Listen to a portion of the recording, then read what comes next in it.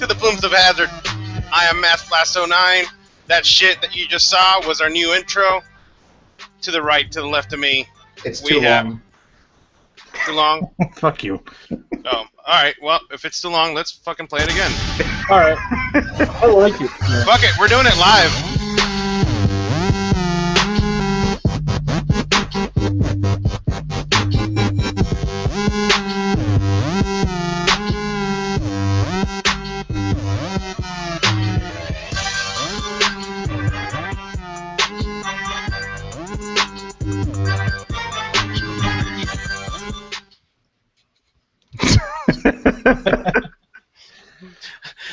Welcome everybody, Mass Blast 09, to my right, to my left, understudy 77, Fubaka, and the Anks Full Vapor. What's happening? Ladies, gentlemen. I want to start the show with a huge thank you to Lab Rat Liquids for making the track that goes along with that intro in the span of a day. Crap. Yeah. He ran that trap. He ran the trap. Big thanks, though. It was great, man. It was really, really cool. I enjoyed it. Very cool. Yeah, very nice to have. Do we want to start with what we're vaping on? We should start by reminding folks that they've only got a few minutes left to take a picture for the contest that we announced last week. That's true. Well, they got about a half hour, really. But yeah, you know. Get your pictures in. Yeah, get them in. Try to win a fortune mod. And yes, we know about the humming in Fubaka's jail cell. They just installed the generator next door to power the whole place, so please forgive. Yes.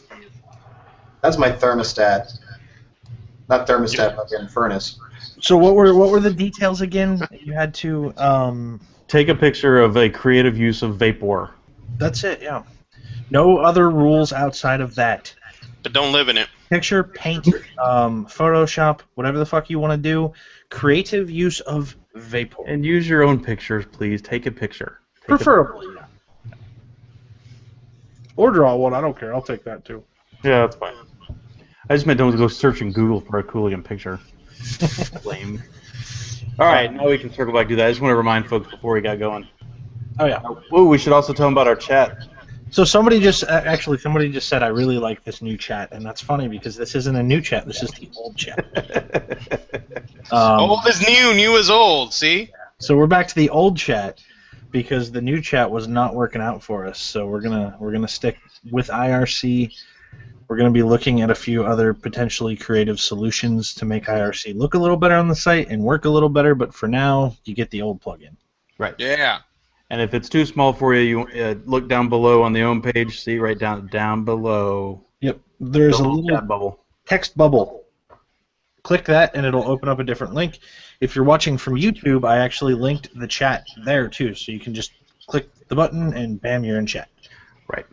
And thanks to Colbert for modding us while we're on live. Agreed. All right. So now we can get started on the what we're vaping. Fubaka.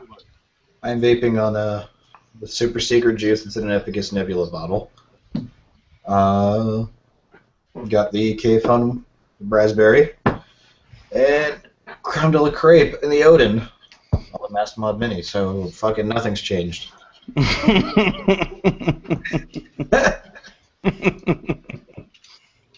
Thanks, Steve.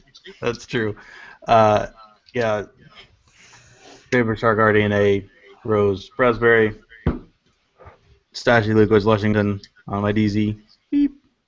And my other K-Fun's taken apart because we're going to talk about it in a few minutes. And I'm actually not dripping now that I just realized that I don't have anything dripping. So there it is.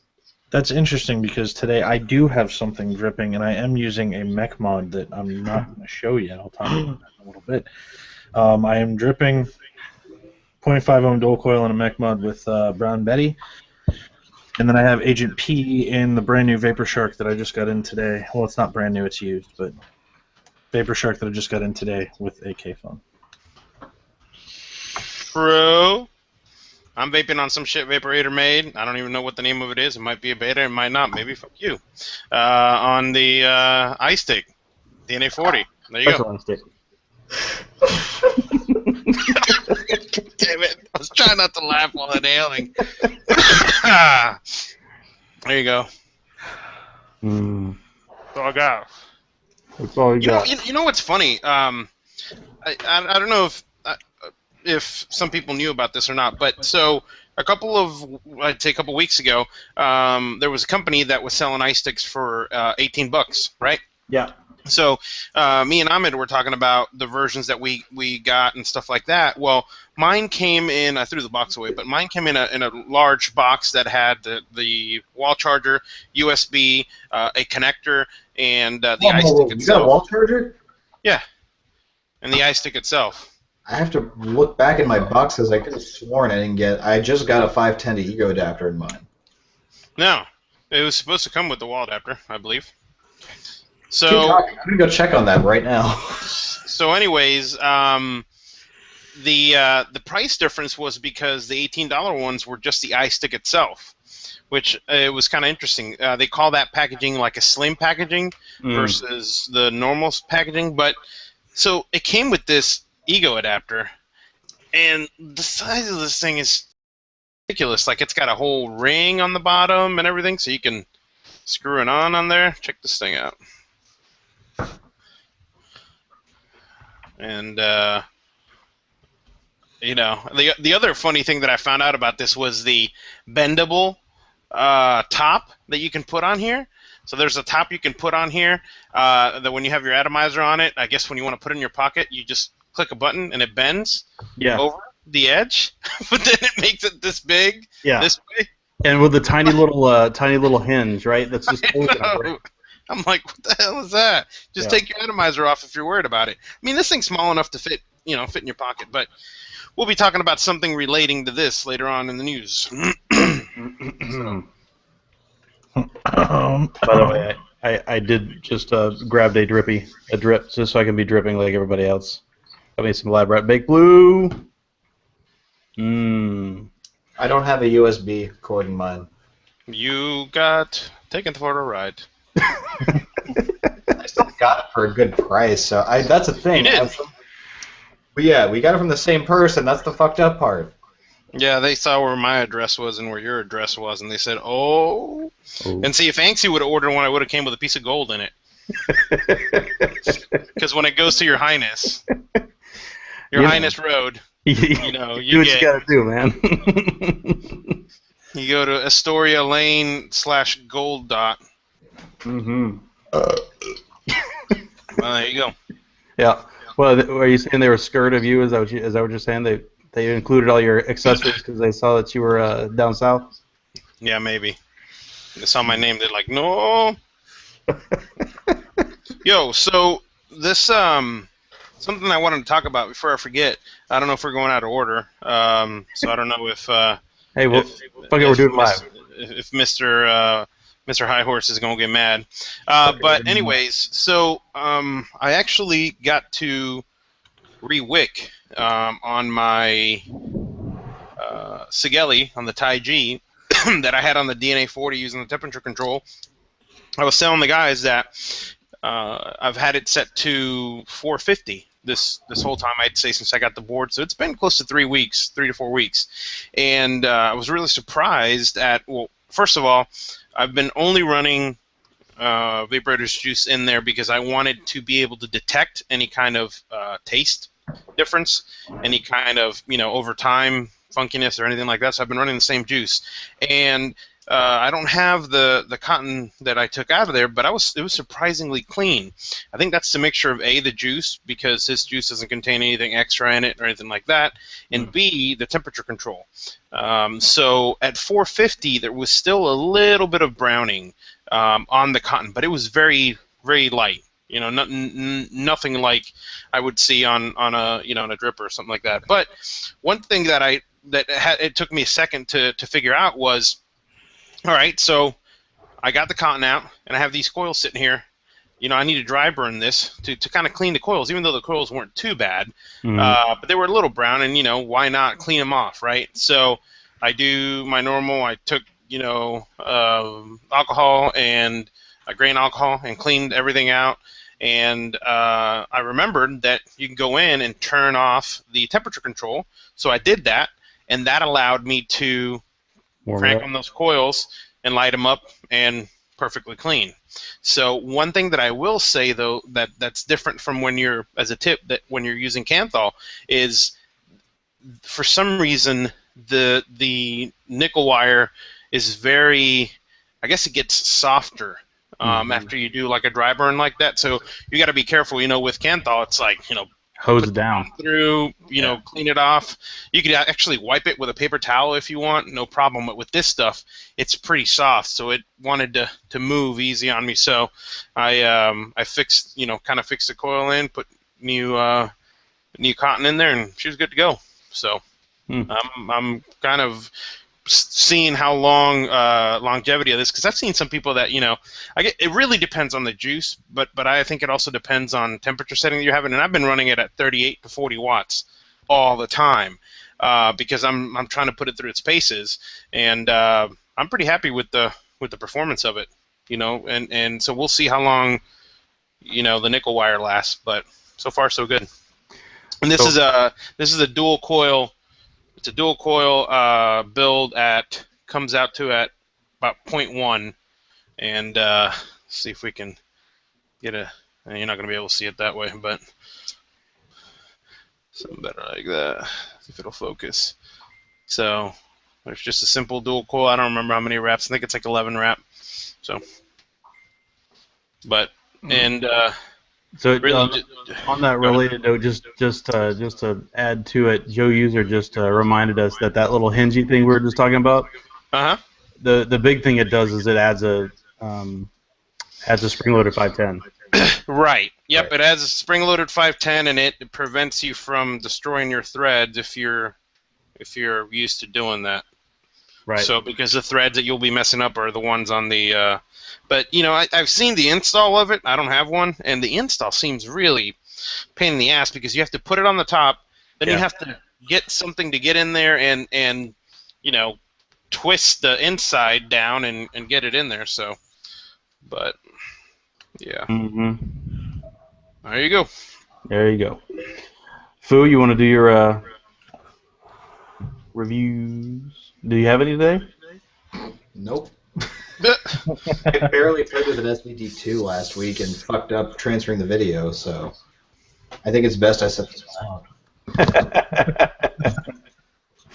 All right. You mean the video that you took a picture of instead of actually recording? No, it was actually a picture I'd taken of it before I took the video.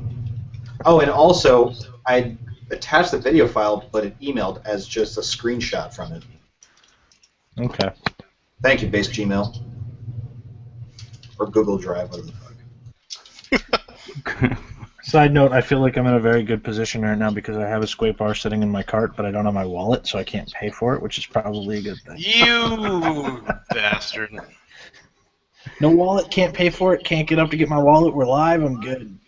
That's a good problem to have, I suppose, for the budget side anyway. Yeah. All right, so I got a couple things to talk about. One of them I'm going to go over kind of quickly because a lot of people have spoken about it already. We haven't really covered it, but it wasn't released until now. But we should mention that the P3, the Provaria version 3, is now finally out. So we've got friends that have had one, have been jacking with a little bit. You've all seen reviews from Todd and well, everybody, I'm sure, Grim and all those guys that have done the review of it. Most actually, I say that. Has Grim done it yet? I haven't seen one, no. I don't know that he has. Anyway, just the quick rundown of it. They've redesigned the thing. It's still 2.9 volt to 6 volt, but now it's variable wattage if you'd like it. It goes from 3 to 20. 20. Just sad. Oh, come on! The iStick goes to 20, and people hate that thing. It's also a lot cheaper than the P3. Yeah, Yeah. I mean, my Provaria was. I mean, it still sits in my kit over there. That was my first nice mod that I bought when I was quitting smoking a year plus ago, and I loved it. I really, really did. And I've been looking forward to the V3 for a really long time, but it doesn't push enough juice for me. You know what? You know what I think needs to be done, and I know manufacturers are going to hate this, but how about some blind testing? Okay, Yeah. You give somebody a device, and you just got to figure out a way of maybe they all put them all in Hammond boxes or something, and have the 510 go right through, so there's no shenanigans about people saying voltage drop shit.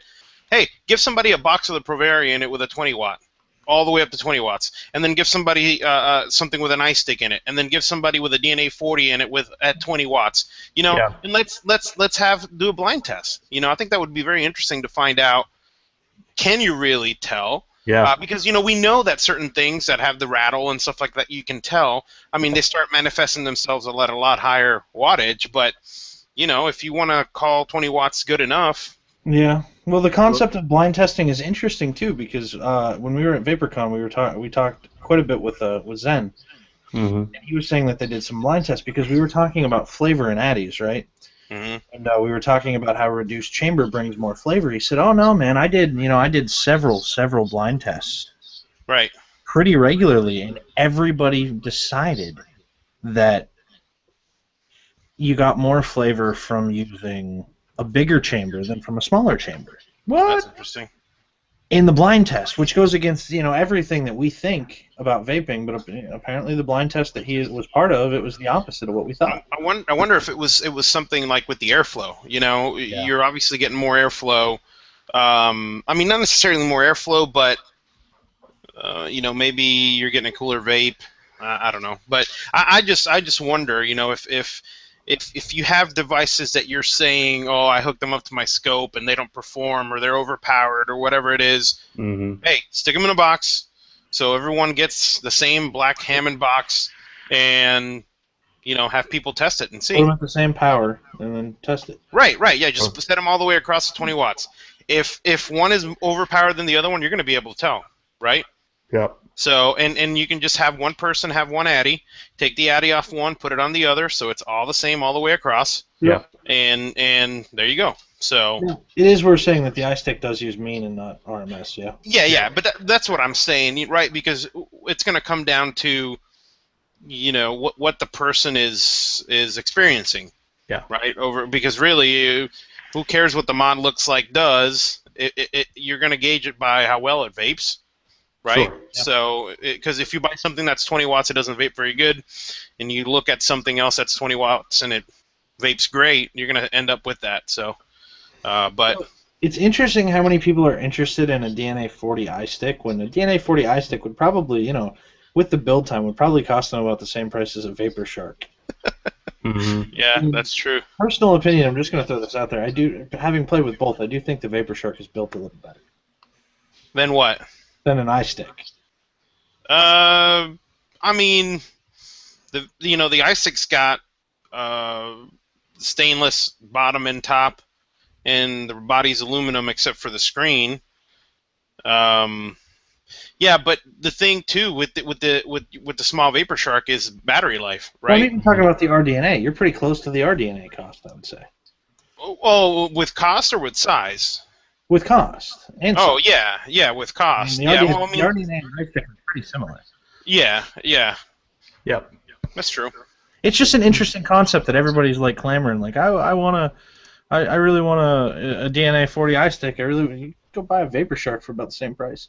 Well, I mean, that is something that we're gonna talk about, where there's a 30 watt iStick, not necessarily clone, but another one coming out. So we'll have pictures of that here pretty soon. Yep. And in Phil's video, he did put the small Vapor Shark and the iStick next to each other, and they are damn close to the same size. The thing for me Yeah. is when I would like vape on my coworker's K-Fun, he has it on a Vapor Shark, and I'm like, this is a nice setup to have. And for a while, I was looking to get a K-Fun for the right price, and I did.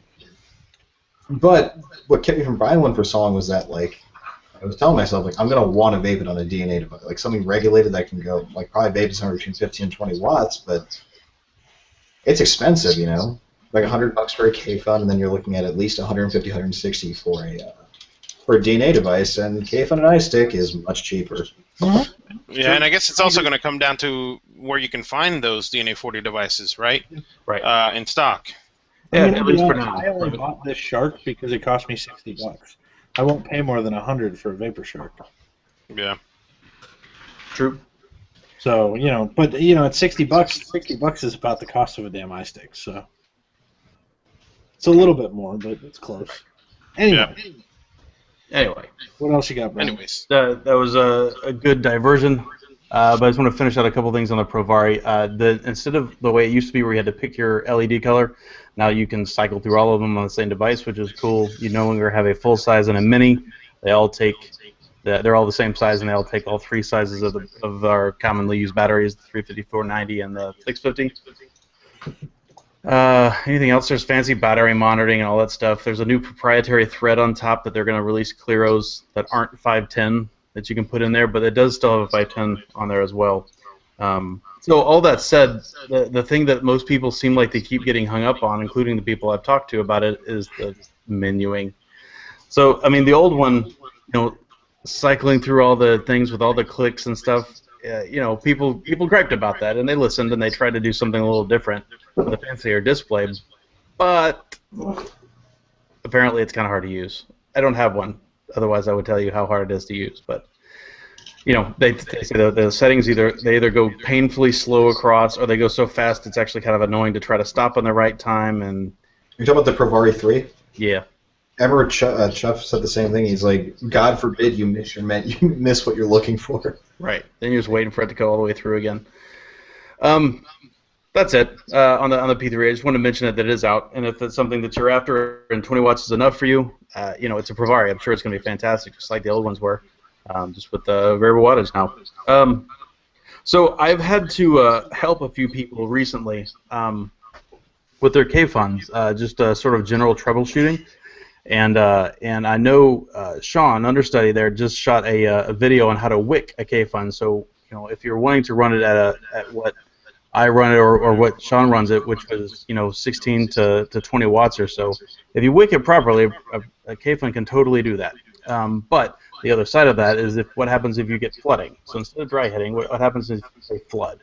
And there's a few things to remember, and I figured I'd go through these things with you guys because I love the K-Fund, and I might as well tell you how to use one properly if you're having problems with it. The first thing is if your coil is too low. So if your coil doesn't have about 2 millimeters between your coil and your build deck, you might get some flooding, because what will happen is the juice will get a little the surface tension. It'll hit the airflow hole and kind of go down in there. So that's the first thing. The second thing is if your wick is actually touching the top of your deck, for the same reason, it'll start wicking basically to the top of your deck, and you'll get a little bit of leaking down your air hole. I hate it when it touched the water. I hate it when yes. I wasn't gonna really play it, but you know. The third small thing, and these are the three small things that could happen, is if you have poor filling technique. So on a Provari, on a K-Fund, you've obviously got the bottom fill screw, right? That one's brainless. You turn it upside down, you fill it up, and when you do so, in order to not get dry hits, you want to leave a little bit of room. I vaped this one a little bit down, but you want to make sure there's a ring of air that can go kind of all the way around, and that's usually right about where I fill it. You need to have a little bit of air in there to help the tank's pressure be able to cycle properly when you do your draw in. But it is entirely appropriate to top fill it if you want. And Sean's got a K-Foam Mini. I sold my K-Foam Mini a while back, but that's how I had to fill the K-Foam Mini, because it's got a side fill port, and I never had the right needle and stuff or whatever, so I always top filled it. But there's a kind of a trick to do that, and I figured I'd go over it real quick. So you need to, very first thing is you need to cover your air hole with your finger. Cover your air hole with your finger. Your air hole. Then you can unthread your cap. You can fill it up. Unthread your cap. Fill it up. Feel it up. And Fill then it up. When you start to screw your top cap back on, the most Screw your cap back on. besides the air hole thing, is stop. Thread it down until you just Hammer touch time. the O-ring, right when you touch the O-ring, and then turn it upside down. I love it when he says touch the O-ring. Touch the O-ring. I get all... Don't poke don't poke the O-ring. Touch the O-ring nicely. When you turn it upside down, what you've done is you've exposed the juice channels to air. That little But bubble. that O-ring is rubber. That little O-ring, or O-ring. Now you got me saying it. That Wait, little- no, shit. Getting touched the water. Touch the water. So that little air bubble is now going to be sitting right on top of your juice fill channels. And so when you finish screwing the top cap back on, what it's going to do is it's going to push stuff up. And then when it does that, you want it to push the... Innuendo guy! I'm trying to cover some good information here, and you're making the jokes. Push it up now. Push it up in there. Yeah. I love how serious Sean is. When you screw it, you're gonna push things, and when you damn it! Keep it going, X. You have to fucking roll. Yeah, you might as well. I'm doing it on purpose at this point. You have to know that. When you compress the stuff inside, what you want to happen is you want air to go into the central chamber. You don't want your liquid to go in there. If you your liquid to go in there, you can catch a VD or something. I mean, split it. And so that's the big thing is upside down. Take your hand off the O-ring. You're all kinds of fucked up now. Finish tightening it up. When you do that, then you won't have a floaty O-ring. O-ring dough. So, all that aside, those are the easy things that most people should probably know how to do. And Master's dancing. Those are the easy ones. Here's the two ones that I think are at least as important. First is your airflow adjustment screw on the bottom of K-Funds and Roses and whatever else you want. That's a rebuildable tank atomizer. The airflow adjustment there, in my opinion, is not primarily to adjust it to how you like to vape. It's there to control the amount of juice that gets into your coils. And so, when you get it and you're like, like a wide open vape, and you unscrew your airflow adjustment thing and you got your nice light draw, what you're doing is you're not pulling very much juice into your chamber, assuming you've got a thicker sort of e-liquid like a high VG juice, or if it's cold outside. You need to tighten it up a little bit so that way when you draw, it actually pulls juice up and in there. B. Our guest is having problems. So, airflow adjustment. Make it appropriate to how thick your juice is and how cold it is really in your ambient temperature. The other big thing, though, is if you've got an air leak somewhere in your system. So, on a lot of clones and even on the authentics, sometimes you can either cut or lose the little O-ring that's at the very top of your top cap. And what happens when that's the case is you start getting air leaking in, and when that whole pressure system just totally jacks up. So you'll end up flooding the crap out of it because it's got air leaking into your tank. The other reason that this can happen is if you drop your K-Fun, which happens to everybody, or knock it over or something, the plastic threads on your window can actually jump out on one thread, and it may not even look like it that much, but it can jump out. And it actually happened to me when I was visiting Mastio a couple of months ago. Mine knocked over, and my K-Fun was flooding, and that doesn't ever happen to me, and I couldn't figure out why. And then I looked at it a little closer, and it was just a little bit crooked. So the easiest way to fix that is do not unthread it. If you got a cross thread on your plastic threads, if you unthread it, that's going to strip the doo-doo out of them and probably ruin your little window. The best way to do it is to protect. Hold on. It's going to strip the doo-doo out of it, and it's going to ruin your little window. Boy. Don't unthread it. Protect it with some cardboard or cloth or whatever. And then whack it with a rubber helmet. We just need a break.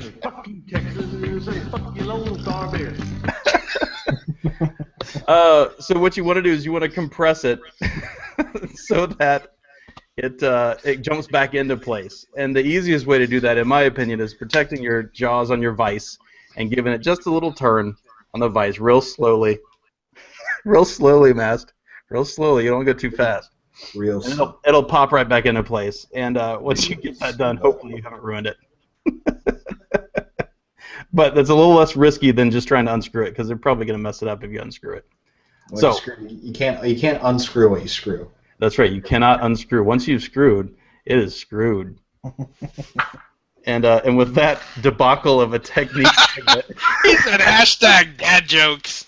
Hashtag that was terrible. I think that's the last part of my review. I'm sorry. Oh shit! I'm sorry. Oh shit! I'm sorry. Sean, you got anything? Yeah, I got a couple things. So first off, I did it live. My wife brought me my credit card, and I bought a swipe. Oh, you're a dork. Yeah, I know. So did it live. Swipe spot. Gotta try it. Hopefully, I'll be able to sell it if I don't like it. Wow, you sold out in like fucking less than an hour. That was like 23 minutes. It didn't take me long. So yeah, Squave's been bought. People fucking talk about it so goddamn much. It's so amazing. Actually, they said, thanks, people don't- doctor. the only people that talks about it is Durosig.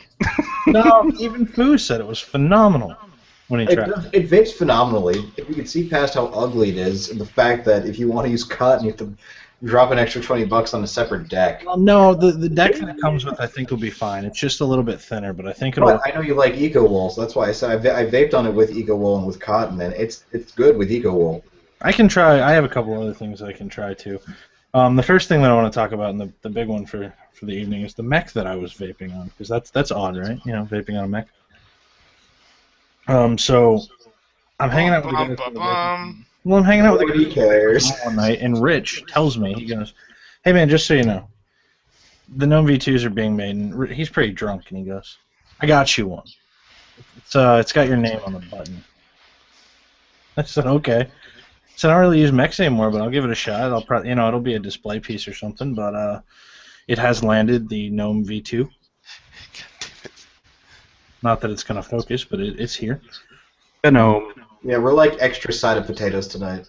Yeah, I'm quite well. It's not gonna focus because I have autofocus turned off. GM guy 496, shut up.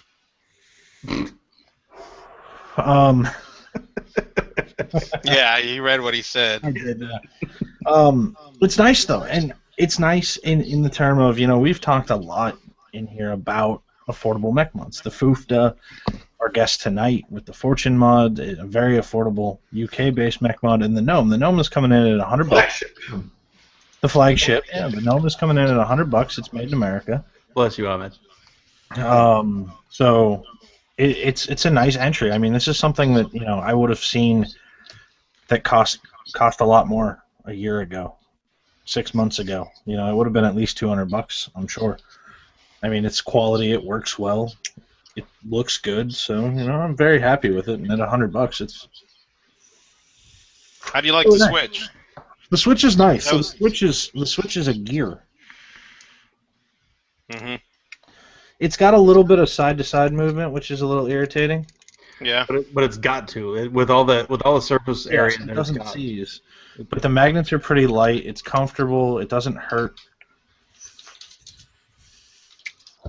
It works well. They were having a few problems having changed the throw of the Switch, but that's all getting fixed. Basically, you can't .2 on it. I'm running .5 on it right now, and it's working fine. Oh, so you can't .2 on it at all. Not yet. Not until the fix is out. You're probably going to get hot button if you .2 before they have the fix out.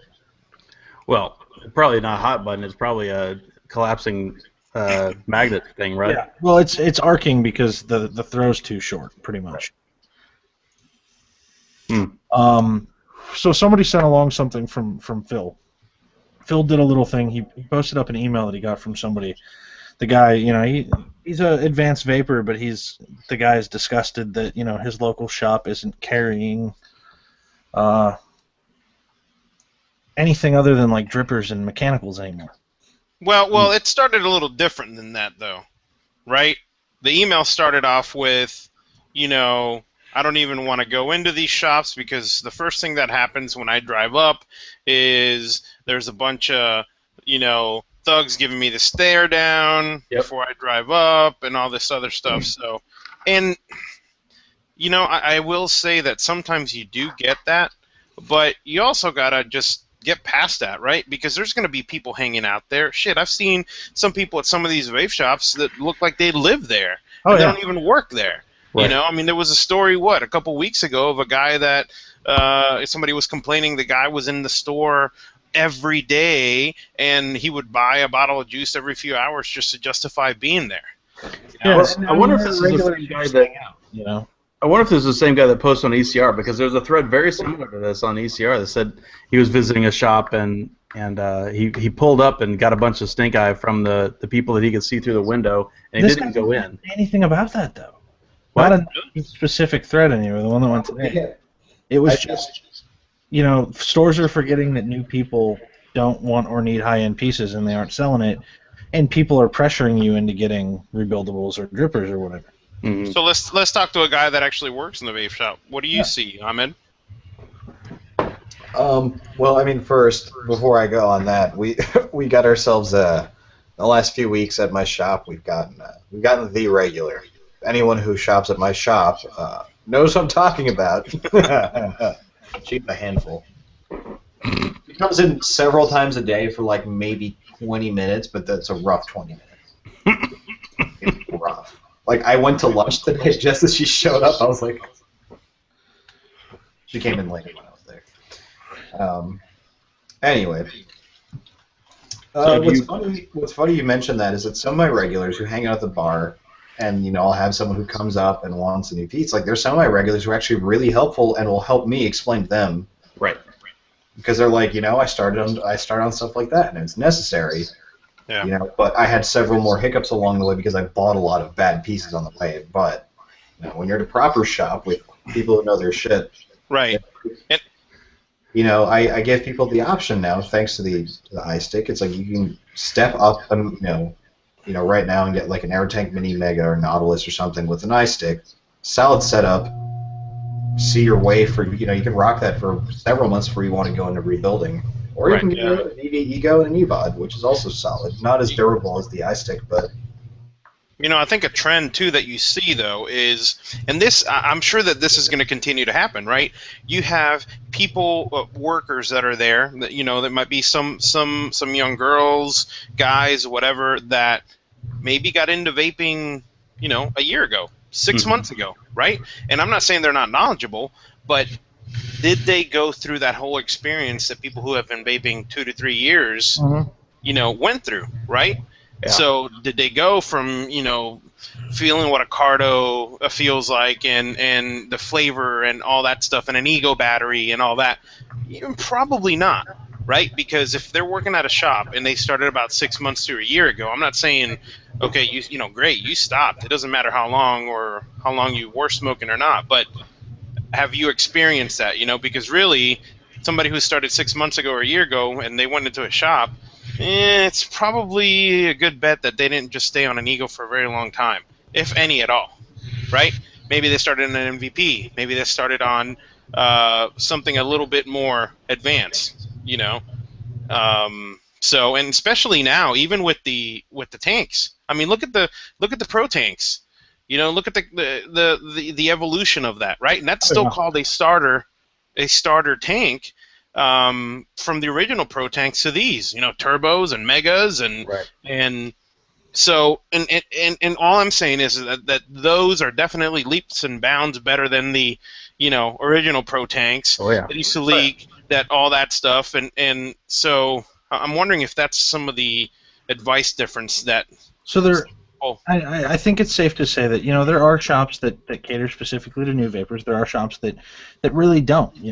Those shops exist. But I think the point that I wanted to kind of key in on in all this is for anybody who's watching who's not necessarily at that advanced level. But if you're happy with what you got, be it a fucking Pro tank and an iStick, an Ego, a Sigalike, I don't give a fuck if you're watching. Whatever you vape, don't let somebody pressure you into moving up if you don't want to move up.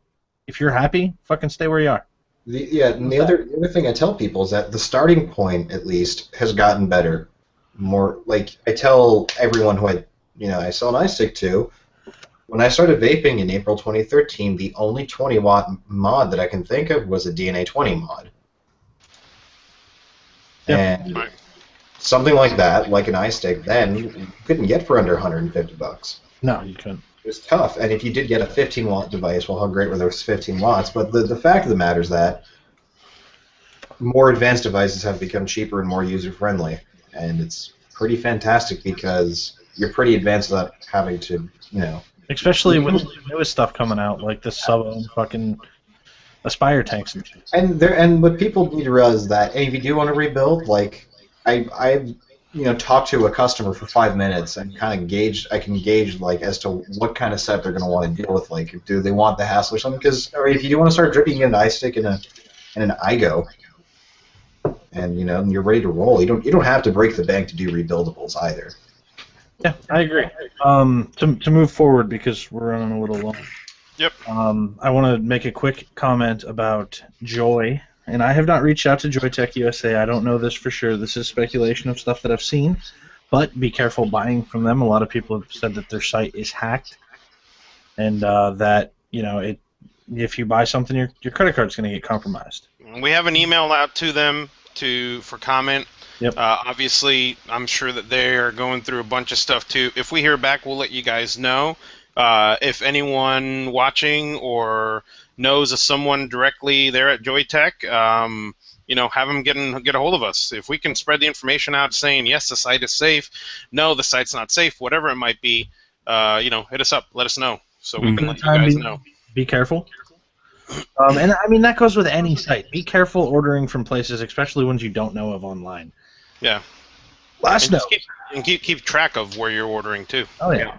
United States Postal Service hacked. It's the last big note that I want to get on. So it was. I mean, what do you know about it, Masty? It was apparently it was last September, or it was back in September when they announced it, and it happened around that time frame. It took them a little while to announce what had happened, but what started happening was now they're blaming issues with packages. Now the way that it came up, somebody posted and said, "Hey, I'm tracking my package and I see the progress, and then all of a sudden the progress disappears." There's no progress, or the person shipped the package, and you see it leave their local, you see it get to a certain place, and then after that, there's nothing. Now, they were hacked, and supposedly the hack did not involve any customer credit card information, anything like that.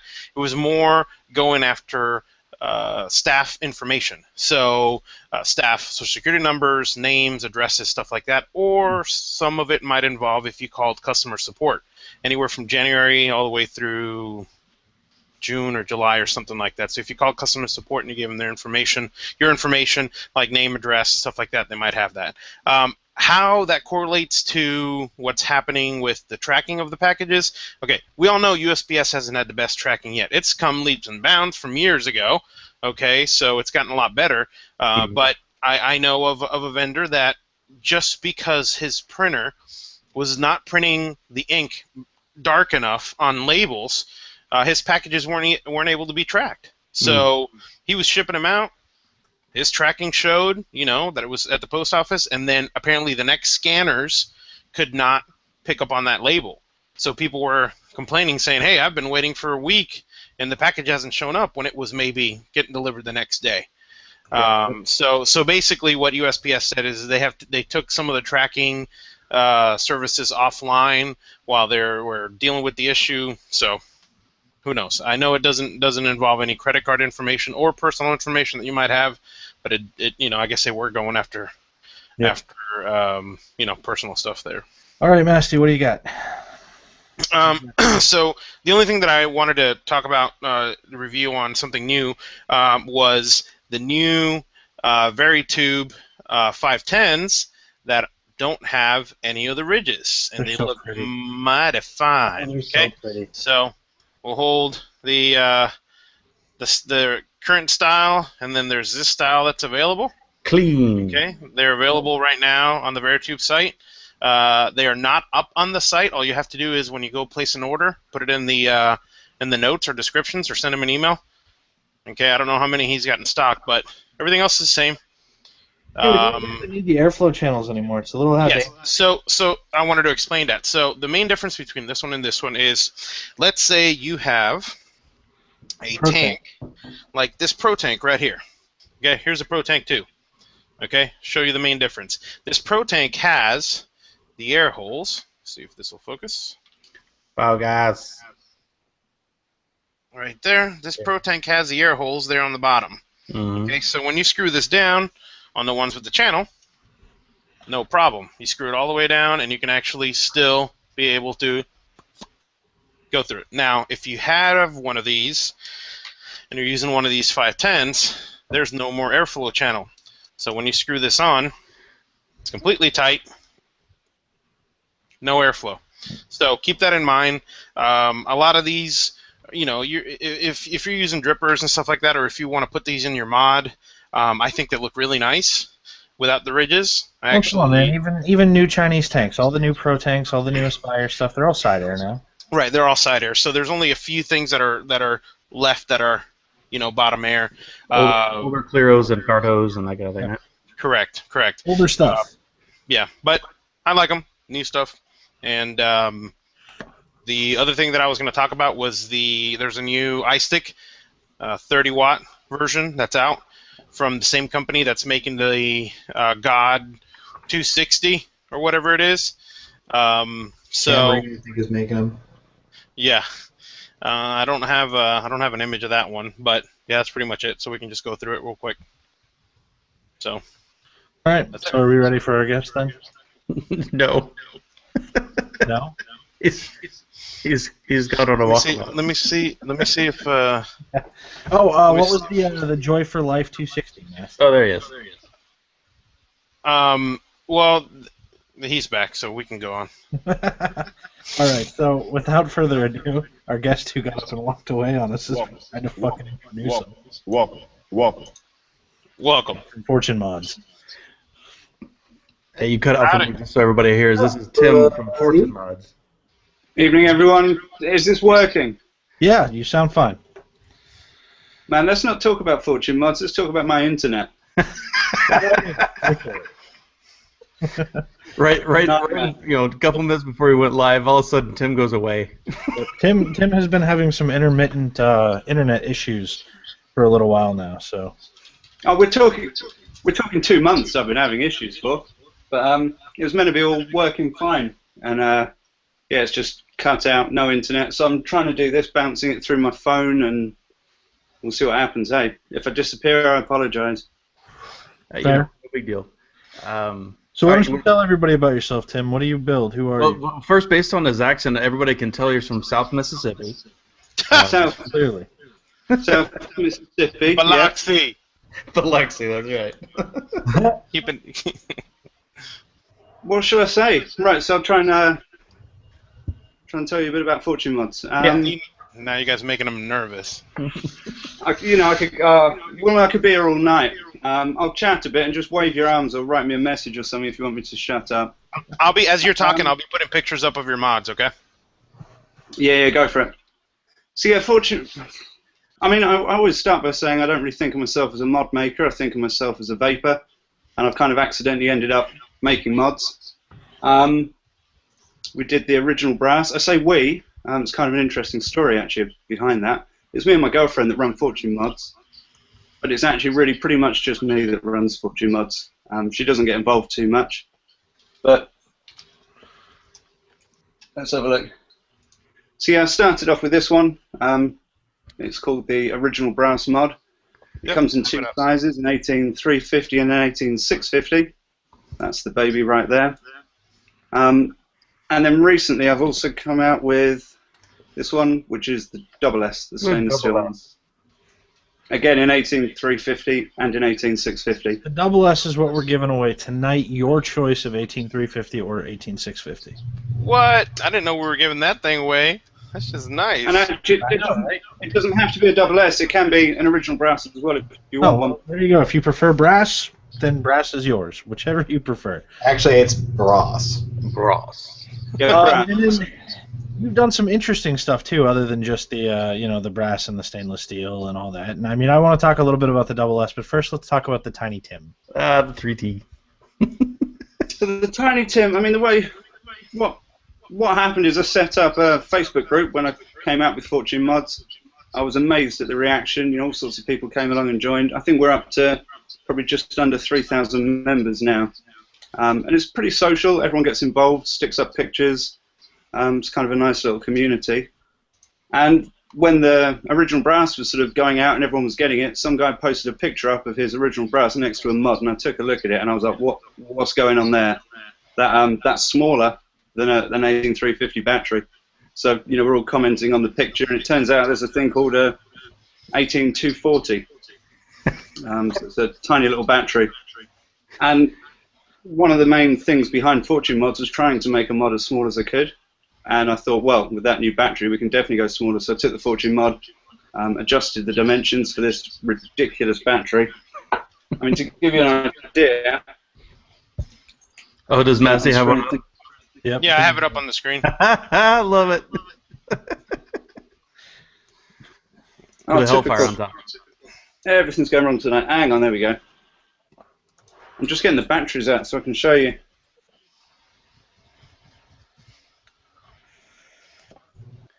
So there's an 18650 and an 18240. Wow. Positive. And it was, I mean, I don't know why I made it. It's a ridiculous idea. The battery life is shocking. The batteries aren't that good. The mod's so small you can hardly work it. But it's shocking it was work just, it. it was. Well, and you mentioned even on your page, do not buy this. Don't buy this. Because it's kind of... Yeah, I sort of came up with the analogy of, I did a bit of an analogy of why does the dog lick its balls? Because it can. It's probably not the best thing to do. If I could lick myself, I probably wouldn't. But dogs seem to enjoy it, and I probably shouldn't have made the triple S. Not the triple S, sorry, the Tiny Tim. But I could, so I did. And it was ridiculous. I told people, don't buy it, it's ridiculous. And everyone's like, I want one, I want one, I want one. So I made 100 of them, and they all sold out. And I've still got people coming along quite regularly saying, you know, when are you going to come up with more of these? So I will do another run of them. It's a real novelty factor.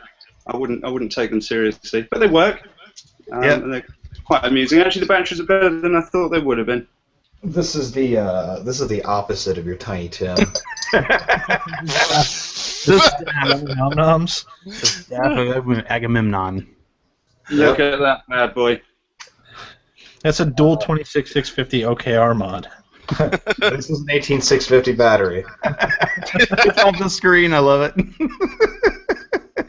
I reckon I know who'll be vaping for longer in the cinema.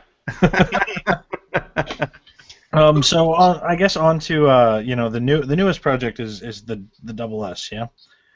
And the double S is really interesting because the price point of the double S, and I got to tell you guys this first, it comes out to USD $103. Wow. So at $103, you have packaging and stuff on hand for this thing, because I mean you got to show the whole package to understand. Yeah, I mean, so again, going back to the original brass, it came out kind of in a hurry. You know, I've been working on it for a while. I wanted to bring it out, and then suddenly I sort of upped my speed a little bit. I was quite keen to get it out, so I saw a lot of other mods that looked very similar to the Fortune mod that was starting to appear.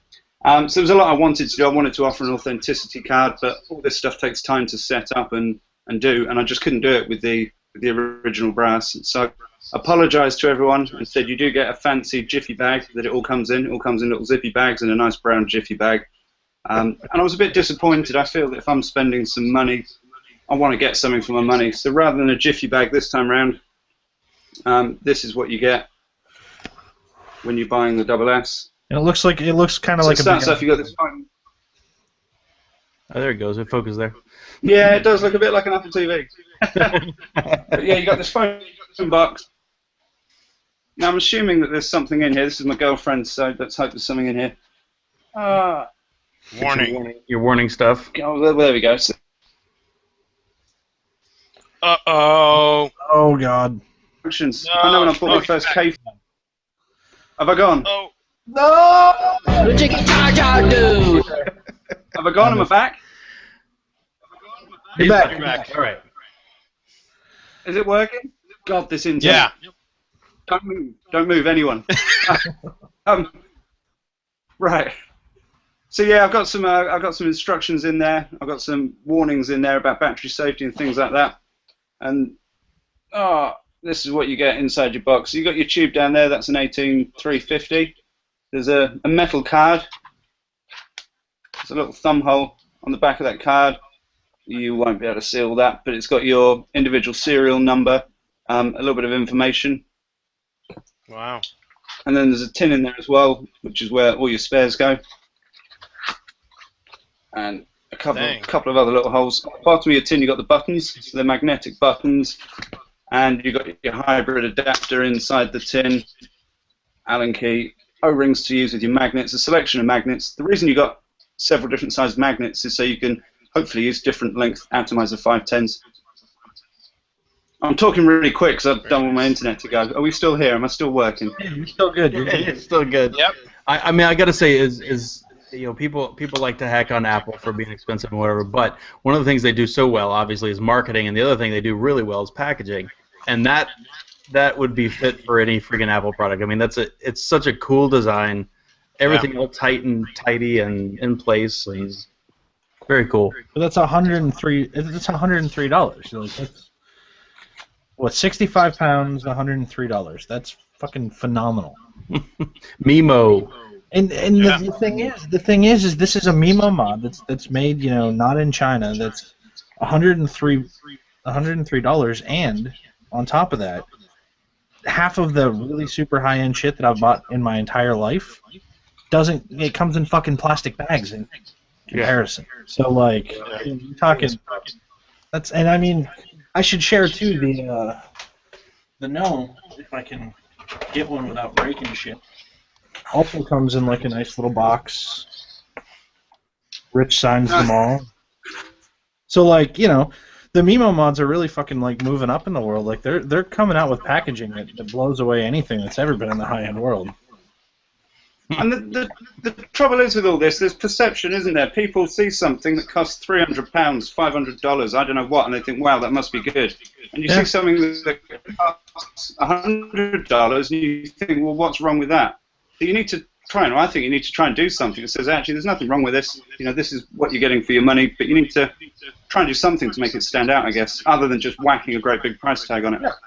Now, do you have any Fortune mods and stuff in stock at the moment for anybody who wants to pick one up? Oh man, we talked about this, didn't we? Dare I mess with my internet? You can just say after the show if you have Yeah, you don't have to do it now. Don't do it right now. Yeah, no, let's say after the show. I mean, the answer is yes and no. I've got a load of Fortune mods. The trouble is, this isn't a full-time thing for me. I'm a full-time mature student, and I do this in my spare time. And it takes. I never really realised how long this would take. I didn't think it all through at all. I didn't think about, you know, when I put my first list up, how long it would take to invoice people and send out invoices and keep a record of who's paid and who hasn't, and print out address labels and make sure that I'm sending the right stuff to the right people. And it just takes a tremendous amount of time. So what I'm doing is listing up. I've actually got original brass in stock at the minute on the site, I believe, but the double S is out of stock. I've got them here. I've just taken them off the website because I've just sent out 60 this week. Well, I sent them out today. So I've spent all weekend processing those orders and trying to get all the tubes cleaned and, you know, building up those little spares boxes and putting it all together. You sent next along a Saturday, picture. we're going live again. No, you sent along a picture of that, and I'm going to share that with everybody. The 60 that you sent out today, because I'm sure your post office is really, really fucking happy with you. Yeah. So this was Tim's situation this morning. Yeah, I mean, that was ridiculous. I feel so bad when I go to the post office like that. You know, people just kept coming in behind me. I was like, you know what, do you want to go first? I'm going to be here a while. I let about 12 people through, and in the end, they had to call one of the other ladies that works at the post office to come in on her day off to help me out. I like that they sell candy at your post office. That's what we call a news agent. Have you got news agents in America? Not really, no. There's no fun to have at the post office. There's no impulse items to buy. It's like, Yeah, you can buy stamps or wrapping paper. impulse item. You want tracking on it? Oh, thanks. Well, I mean, that's not a post office. That's a shop that also does post. Oh, okay. Yeah, but we don't have that. So that, I mean, that's We kind of do. We kind of do. There's FedEx, but that's fucking expensive. Yeah, no, there's places that do USPS shipping. Yeah. That are kind of like shops. Yeah. Like mailboxes, etc., or mail, etc., or whatever. I've got one down the street that I use it all the time. It is more expensive than the post office, but not by much. Right. We do have a question from chat. We should talk a little bit about the mod and its design a little bit, Tim. So I know it's a much more simple device than a lot of other ones, right? You've got the hybrid cap, so you don't have a pin on the top. I mean, you can talk about it better than I can. That's what people want to hear about. Yeah, let's hear a mod breakdown. Yeah, well, the way it happened is sort of my journey into vaping. I was looking around. I'd never come across mods. I'd seen mods. I thought they looked ridiculous. I was like, why do people have such big fat things? I had my little ego, and I thought, this is good. That looks silly. Eventually, I tried a dripper on my Ego, and I was like, this works really well, and I got curious about mods. And then I discovered that actually they're not that easy to get hold of. You can't just walk into a shop and buy a mod. There's lists and all sorts of things like that. And I felt, one, they were expensive, and two, they were hard to get. And I started thinking, well, I wonder if I can do this. And looking at all the tube mods, there's so many similarities in them all. But I thought, I wonder if there's a way you can make that switch easier. So, I mean, it's really, really basic. It's a little metal button with a magnet on it. You've got a magnet on the bottom of your battery. So you just pop a magnet on the bottom of the battery. There's an O-ring that goes around the magnet to stop it. They oppose each other. It's very, what's the word, 4.9-like-ish? Yeah. It is, man. I was gutted when I saw the 4.9 come out because I've been thinking about this button idea, and it comes out and it's exactly the same button. And I mean, that was part of the reason I suddenly got in a right old rush to release it. We were out about the same time. It's not, you know, we talked about sub-ohming before, you know, it's not a sub-ohming mod, but something had to give. I was trying to make something as small as I could, and I couldn't, what's the word? I couldn't make everyone happy with this one device. There's a lot of devices out there that can be used for all sorts. Yeah. And I've never sort of had any pretenses around that. You know, I've said this mod isn't for everyone. Some people aren't going to like the fact that it's a hybrid top. Some people aren't going to like the fact that it's got the, you know, the magnets that you have to put on your battery. You know, they might be better off with the Nemesis or something where you can just throw your battery in and off you go. Yeah. But for the people that want something, who would love it too. You know, like there's a lot of people who love that design. Yeah, the simplicity of it is sweet. Well, Tim, we talked about this before we went live, but I'm a 0.2 guy, and my style of vaping, you said, would not work on the Fortune. I'm sorry. Yeah. I mean, what's happening? You've got the two magnets which are opposing each other, and when you push the button, the magnets contact. That's where your current's flowing. So if you put too much current through magnets, they lose their magnetism. That explains why the Manhattan switch is such a pain in the ass to take apart. Yeah, I've not had a Manhattan. It is one of the stiffest It is switches. magnets again, isn't it? But it's got some serious magnets on there, and I would imagine they're... And that's why, because, I mean, and you could probably say the same thing about the Gnome V2 and a lot of these other magnetic switches. Well, and that makes the switch bigger, too. You know, you're having to put thicker magnets in there, so... True. Yeah, and that short throw, that's the trade-off for having such a light, soft throw. Mm-hmm. Yeah. And I know other people have talked about it recently, and I just saw Ruby Roo just released a video on this, but it's entirely appropriate to the Fortune. Is since you don't have some of the things like a 510 positive post, and your Addies post is actually going to be touching directly on your battery. One of the things you have to make sure about is you need to make sure that 510 post on your atomizer is protruding out of the 510 a little bit, so that it doesn't short around the negative, right? Yeah, I mean, that's a good call, actually, and I talk about that so frequently, I've just even forgot to mention it now. Yeah. But yeah, you know, your 510 on your atomizer, the central part is your positive, and the threaded outer bit is your negative. Some of them protrude, some of them are flush, some of them have actually got, and it tends to be the lower end stuff as well, which is a shame. But yeah, the positive sort of recessed inside slightly. But if you put that on this, you're just hard shorting it. You're touching your positive and your negative onto the top of your battery, and all hell breaks loose. Every single time that I send out a batch of mods, you know, I put up in the group, please remember, check your atomizer. And always the day later, someone sends me a PM and goes, Tim, I got a bit of a problem. I was a bit stupid. And I feel really bad. I feel really guilty because I keep telling everyone, but I'm like, look, you know, you're going to have to buy another button. I don't sell the buttons for much. They're £10, which I feel is a fair price for the sort of button part. I mean, the adhesive that I use on the buttons, it's a two-part epoxy filled with silver particles. That stuff's not cheap. Yeah. And I assume that's probably part of your instruction manual you've got on light on top of your new double S's, right? It's all in there. It's all on the website. It's in the instructions. Everyone that's done a review of the Fortune mod has mentioned it as well, I believe. We're always talking about it in the group. There's a load of files in the group as well, like a files section on Facebook. It's in there. Sure. But yeah, people forget to check. Well, I mean, but it's less to me, anyways. It seems to be less of a problem because almost every rebuildable that I've got, all the 510s poke out a bit, right? It's most of the ones that I've seen that are still recessed a little bit are things like Pro Tanks and the Spire coils and that kind of thing, where they get pushed up a bit. Yeah, and it's a shame because I've got a few friends that got into vaping, and when they found out I was making mods, they're like, "Oh wow, can I get one?" I'm like, "Of course you can," but they're not really ready for rebuildables. They don't want to get into that necessarily yet, and I still haven't found a good atomizer that I can suggest they get with it. Yeah, the ones that so they don't have the ones that they want a higher power addy, but yeah, I know exactly. Ones that have a higher power addy, but they don't want to rebuild. You mean? Well, they're just trying to find something that works with the Fortune mod that doesn't involve rebuilding. Yeah. Ah, okay. New ones, man. The Aspire Atlantis and all that crap coming out. That's going to be the way it goes. That's going to be what people are putting on stuff. Sure. And those are 0.5, so on the mech it'd probably be blasted and probably safe enough to use on the Fortune, or any of the other mods like that are using that style of magnetic switch. The 0.5 is probably okay, isn't it? Yeah, I mean, some of the guys in the group go lower than 0.5. I wouldn't recommend it at all. Some of them do and say that they don't have problems. But yeah, 0.5 is what I tend to say. You want to stick around. Sure, that makes sense. Yep.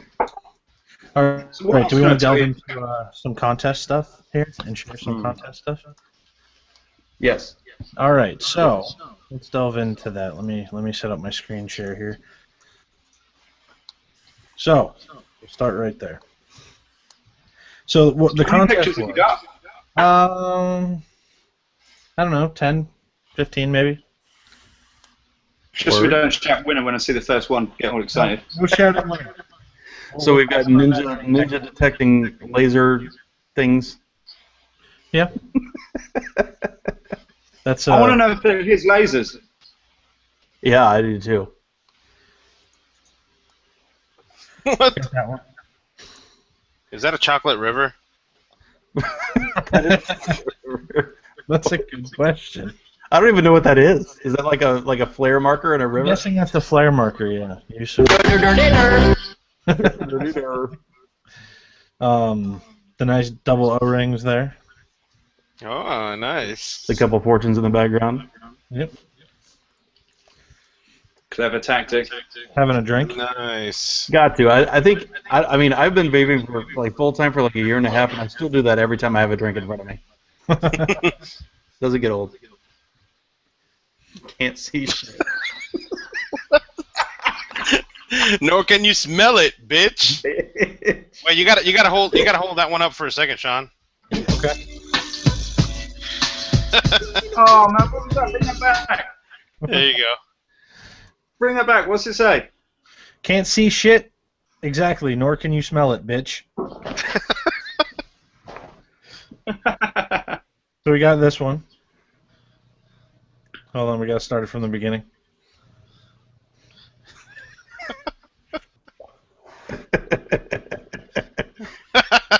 So did Chuff do that or did Jay?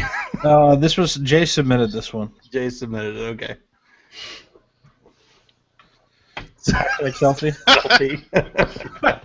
Nice. Well, whoa. Nice. I like Man, the they'll paper keep crap. coming up on the little screen. Oh, there we go. Yeah, I like Yeah, the it'll take a paper second crap. for it to show up for you. Classy. Very classy. Yeah. Oh. Is that a VV Nova I see at the bottom of the screen? That's an ego kit right there. Yeah, it looks like it. Olivia's song. What's it say in the background on the computer? No, that's a T3. Not Yeah. vape related, which bonus Yeah. would have been like the Plumes page right there. Courtesy Flush. Courtesy Flush Whoop Life. And Voop Live, yeah. Points off for spelling life wrong. We did do lifelong point five. Points off. As anyone in the internet knows, when there's a hashtag there, it has to be LYFE, not LIFE. Yeah. This one's pretty good. Yikes. Problem solved. Little picky man. That one's pretty good.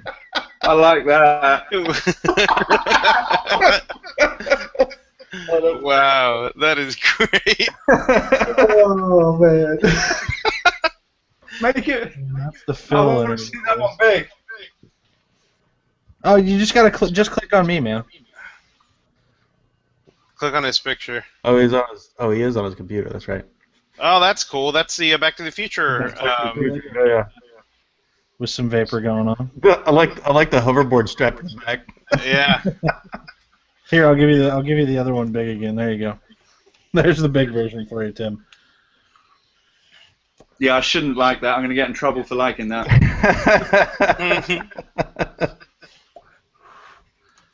So unless I'm not seeing any additionals. So that's our entry set. There was one more in chat. Did I I miss? told him to post over in the group. Maybe he didn't do it. Hold on a second. I'm scrolling back to see if I I can. should have all the ones from chat. I saw one in the group as well. There was the guy that had a vapor running around inside his computer. I had that one already. Oh, I missed it because it was all What small. was this one? No, that's not the one he means. Into the intake fan. Oh, he was blowing so it into that guy was a dual post. There was this one, and then he posted the other one. Oh, Okay. gotcha. So for future reference, so people know, all contests going forward, you get one entry, not two. I will pick one if you put in two or more. We did forget to say that again, but we do say always that every time. say it, but we're saying it right now. One entry per person forever, unless explicitly stated otherwise. Agreed. There we go. Although I like the intake and the computer, I thought that was pretty. The intake, the computer fan intake one was good, yeah. It was the blue light that got me. I just was like, wow, blue light, nice. I All like right. blue lights.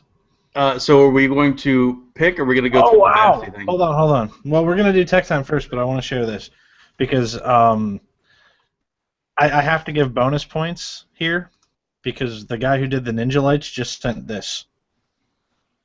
Oh, it was they were his lasers. Yeah, he went out and got a whole bunch of freaking lasers. Props. Oh, man. No, that is awesome. Yeah, I gotta give bonus points for Rita that. Jones. I gotta give bonus points for that one. That was a workaholic reference, if anyone knows. All right, so shall we? So for tech time tonight, we have 18650. Wiring and hard wiring in 18650, and a little bit of note about the No, we're just going to be hardwiring a battery. I mean, this is a 26650 we're going to be using, but you could do it on any one. So. You're not doing the little iStick notification thing? Yep. I'm going to do that too. So. All right, so Just give me a second because I'm almost done setting up. So I need to get this. You see the hashtag high horse law? One entry per person. It is the law. yes, that's high horse law. So say we all. Yep. Okay, so I had a few questions. First about the i6 we'll be covering after we do this. This is not going to take very long. People were asking, okay, so I have an 18650, 26650 that I want to put into something that is going to charge it. I don't have space for a sled. A popular thing to do when the people are doing with this is inside of a P box. Okay, so you don't have space for a sled, so you actually have to solder directly onto the battery. Don't be scared. There isn't anything wrong. Something you just have to remember is keep the heat low. We kind of have covered this a little bit, but I just wanted to show it again completely on the steps to take. First thing you want to do is you have your battery, put it in some kind of stand, something that it's not going to tip over, okay? And we are going to take some, I just have some grain alcohol here, take a rag, okay? And you want to make sure the surface is as clean as possible. So get any oils, anything like that off the surface of the contact of the battery, okay? Something you want to stay away from is the corners. Okay, you don't want to melt any of that plastic. And the trick is going to be the amount of heat that you're putting on there. Okay, so you want to put as little heat as possible. Having a good soldering iron is going to work best. So next thing I'm going to do, some people don't want to use paste flux or any kind of flux. You're really going to have to use it on here. Okay, so I'll take a little bit of flux. Just pick the area. We'll just, let me grab a wire here. Pick the area that you want it. Something I tell people is, okay, so if you're going to have the battery laying down in the mod, or whichever way it's going to put, remember which way you have the orientation of the wires. So when you go put it in the mod, they're at least facing the right direction. Don't have one pointing down and then the negative on the bottom side pointing up, and you're trying to wrap the wire around. So let's say the wire is going to come this direction. So we'll grab a little bit of the paste flux, just a little tiny bit will do, okay? Put it on there, and then what I like to do is I like to take a, and you can do this before putting the flux on there or not, doesn't matter. I have a file, and I scuff up the surface, okay?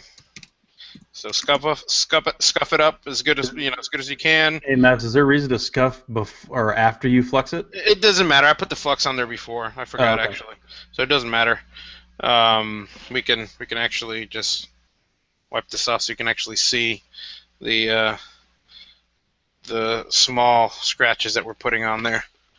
Okay, so you can see there's scratches on the surface of this that are going to allow it to adhere better. So we'll put a little bit more of the flux, and as you can tell, I'm barely using any. And grab the soldering iron, and all I'm going to do is I'm just going to lightly heat this area up. Let the flux get in there. Okay, I've already pre-tinned my wire. Okay, so this is already tinned, and I'm gonna tin the tip, and basically we're going to watch it as it starts flowing onto the metal. Okay, so you can see it getting adhesion there. All right, and then let go. That piece is on there. That piece is gonna stay. Okay, now you have some solder on the battery, so get some solder on the battery first. Now I'm going to make sure that my wire has plenty of solder on it. And we're going to go straight down on here. Okay, remember that you have to heat the bottom surface too. Hold it. Okay. And now same rag that you had some of the denatured alcohol on, wipe around the area, and that is a solid soldering point there. Okay, so now what you're going to want to do is you're going to want to go on Amazon or your local electronics store and get some Kapton tape. Okay, looks like this, cool stuff. Was made for NASA for the solar panels, and this is going to insulate any stuff. You don't have to have this. It makes it easier, and I'll show you why. It's because it's very thin. So you can either take a strip of this, all right, and we're going to cut the strip down, and you're going to take this and you're going to put it right across the top like that.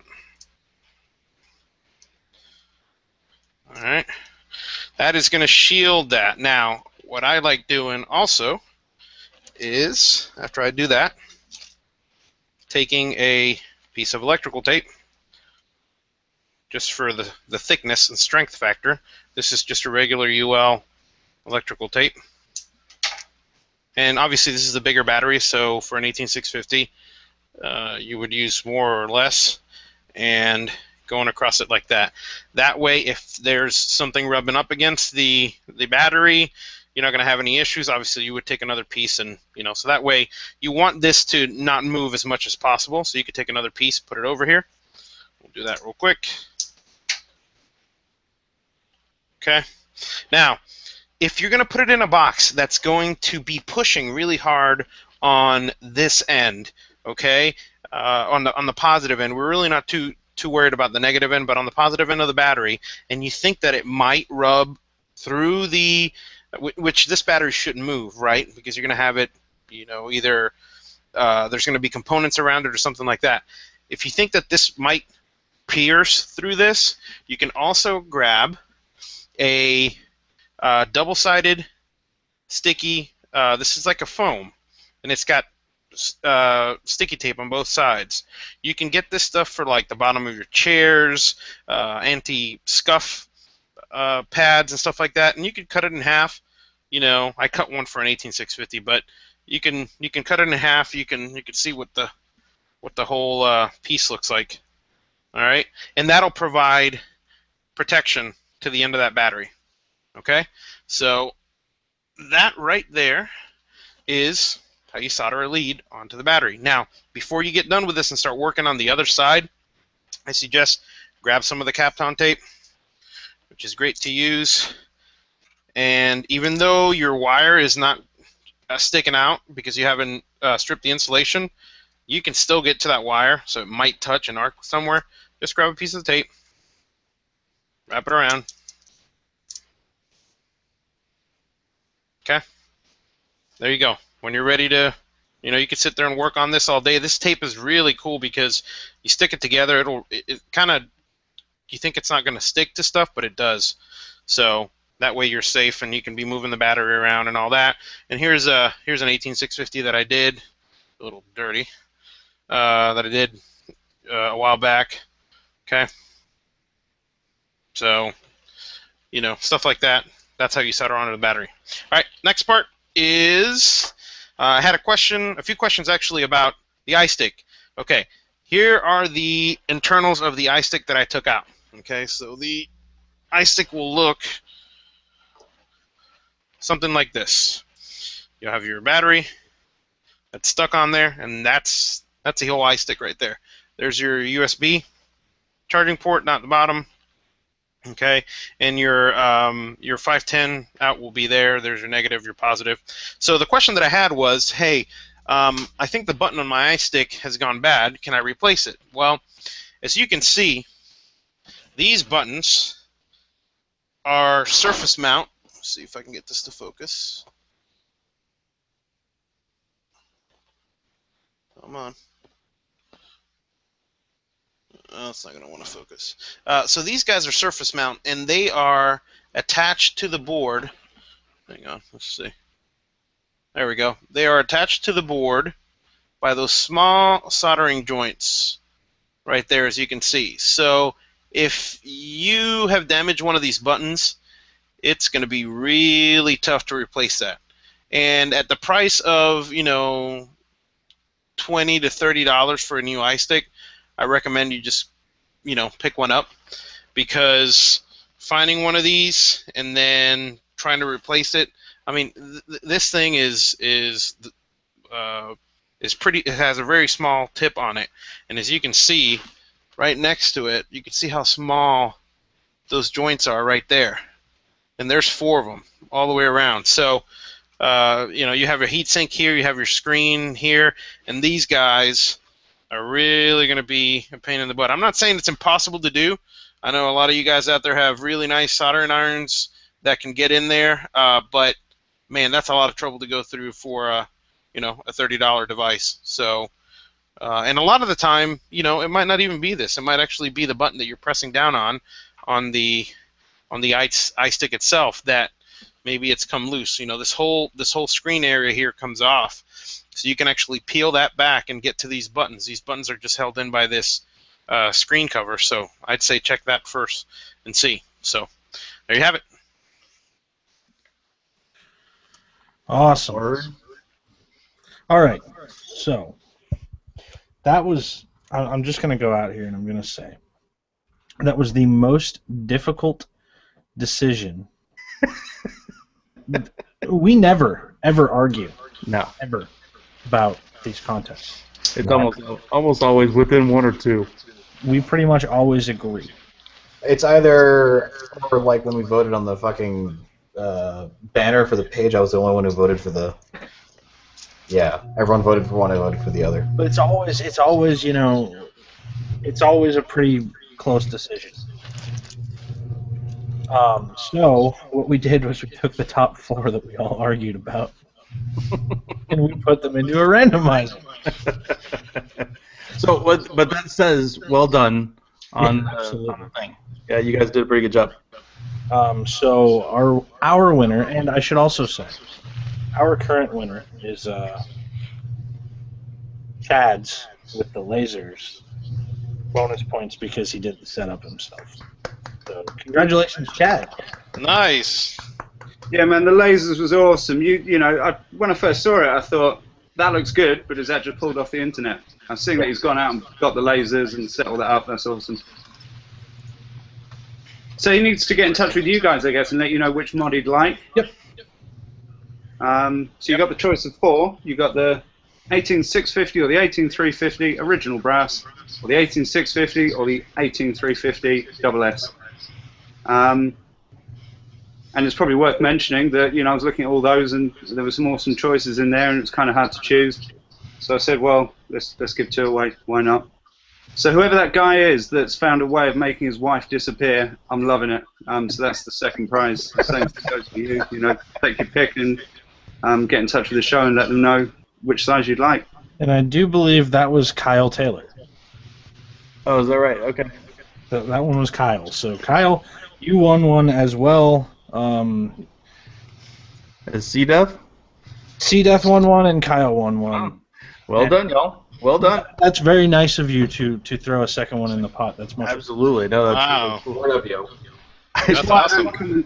I try not to come online too much because I end up doing that. I do monthly update videos in the Fortune Mods group, and I started off sort of giving one away, and I did the same the next month, and I suddenly thought, wow, I've set a precedent here, so unfortunately I'm going to have to keep doing this. And actually, last month I didn't manage to give anything away. Or last month I refused to give anything away because all the hold-ups we were experiencing with the double S, it was getting beyond a joke. And I said, right, I'm not giving anything away until the double S is ready so I can give it away. And for some reason I said last month I'll give 2 away. I think because it had been so long, them coming. And of course, got to do a giveaway this month as well. So we're going to have 3 Fortune mods available this month. I haven't done this month's update video, but the details will be in that video when it goes online. For anybody who didn't win, if you want a brass, they're in stock. If you want a double S, you're putting them up a little bit after the show or right after the show. A couple anyway. I'll tell you what, should I do it? I'm back on the internet again. I don't know if you guys saw my note that I wrote. I did. I actually zoomed up on it. Yeah, don't get Virgin Broadband. It's been a nightmare. So yeah, if you want to go, Richard Branson. we have another contest that I kind of forgot about until today. We do. Mass set up yesterday. So Mass, do you have that clip queued? I do, and I have both of them. So I had the contest. You have all the entries, right? I have all the ones on YouTube. I don't know if there were Facebook entries. Okay, Anksy, can you check on that? Did you post that already?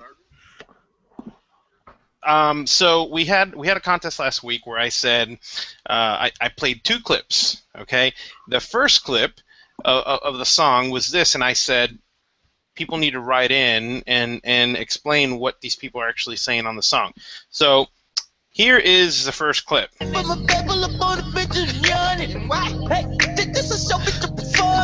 right, and here's the second clip. Okay, so there's the 2 clips. Okay, so you weren't allowed to go online and look it up or any of that. So let's see what we got. I gotta read this first one because this first one I was fucking dying. This first one's a YouTube one from Ryan Smith. I'm pretty sure the first song clip was "From a diaper to a bola, bitches riding with some bitches with pastrami."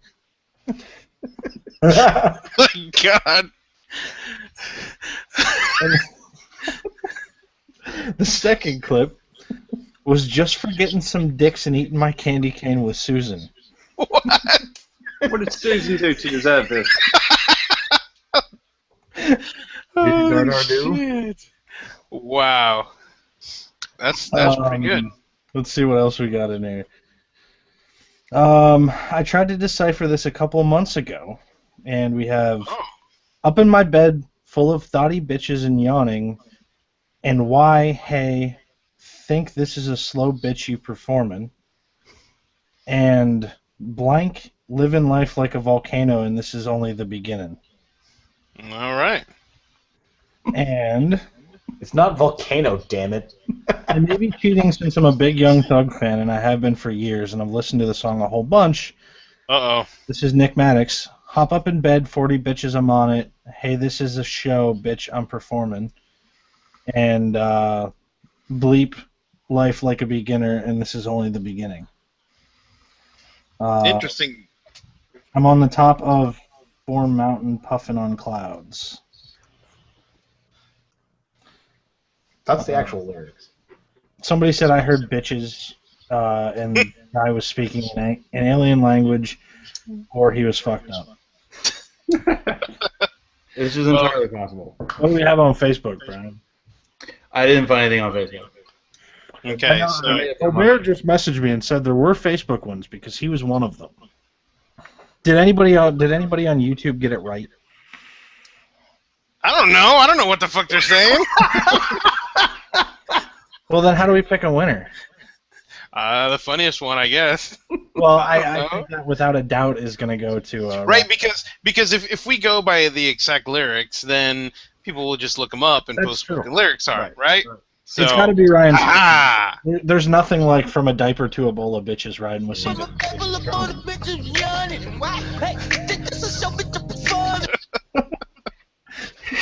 That yeah. So Ryan Smith, contact one of us or contact the Plumes of Hazard at gmail.com. Let us know who you are, and you won something I don't remember what.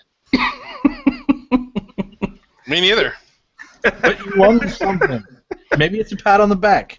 Maybe we should watch the old show. Maybe a swift kick in the ass. I think it's a swift kick in the ass. I came to the realization the other day when we needed to find content within one of the shows that our fans know our show so much better than we do. That's true. Because you ask like 2 or 3 of them, they're like, "Oh, it was this episode at this timestamp, and it was around this, and it was right after that." And dude, I can't even narrow down the month. Dude, at Vape Mania, people had to look up on their phone when Grim Green was on. That's true. That is true. You knew just as a long time before that. Yeah. Many weeks before that. Yep. All that being said, Guys, can I butt in a sec? absolutely. I've stuck some double S's up on the website, so I've stuck 6 in each size up. If you do want to go and get one now, you're welcome to, but just give me a few days to get them out, because, like I say, I've had a mad weekend with it, and I've got a mad week lined up with university, but I will get them out as soon as I can. That is awesome. They'll go out in under 7 days. And he delivers all over the world, not the moon. Not the moon. Not the moon. Well, postage extra. Do you want to give everybody who's not in chat, everybody who's going to rewatch, you want to tell them the site? Yeah. Yeah, well, it's Fortune Mods. www.fortunemods.com. That's FORTUNEMODS.com. Yep, for those listening to the podcast. That's right. And no Z's or Z's. Right. Just Fortune Mods. Yeah. It's worth having a rummage around the site as well. There's like an information section which has got, believe it or not, a bit of information in it. There's a video section which has got some of the reviews, and I really would recommend. Yeah, there's a photo section that doesn't have shit in it. Yeah, that's got nothing in it yet. Yeah. I mean, the hard thing is transitioning. The website's relatively new, so transitioning over from Facebook to the website. Yeah. And it just all takes time. Everything takes time. So, lately it was a case of trying to get the website working so I could sell through that rather than doing lists and keeping people hanging on for ages. There was actually someone in the group that was disappointed. They said, is it only through the website that we can buy them now? There's not a list. So I said, well, if you want, you can buy them through the website. I'll stick your name on the list and I'll send it out in a few months' time.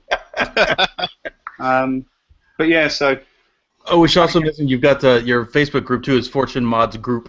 If you search on Facebook for that. Facebook.com/groups/Fortune Mods. Hey, PR9 me? Yeah, please post what it does when it goes up on the on YouTube. He said he's going to use the closed captions on YouTube to figure out what the hell the song is saying. Good luck with that. Yeah, good luck with that indeed. And we will be back here next week, same time, same place. Absolutely. IRC chat with a new guest.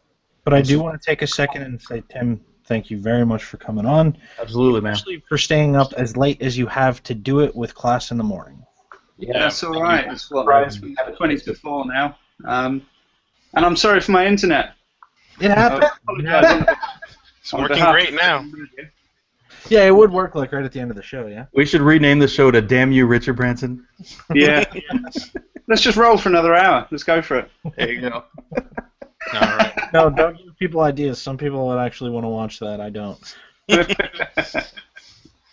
All right. All right. For everybody who watched, as always, thank you guys very much. It's appreciated. There will be an after party shortly, I believe. Yep. I will be playing Dragon Age Inquisition in it in about an hour and a half. All right. See y'all later. Peace Have a out. good night, everybody. Good night. Good night, guys.